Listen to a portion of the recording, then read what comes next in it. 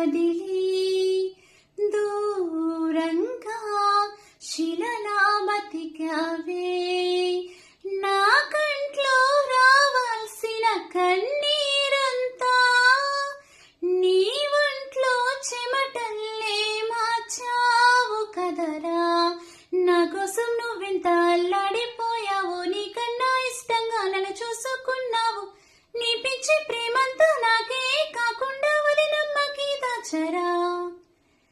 అన్నయ్య నువ్వు పిలిస్తే చెల్లిలా జన్మనెత్తాను. హాయి హాయిగా నువ్వు నవ్వితే ఇంత ఇంత మురిసిపోతా.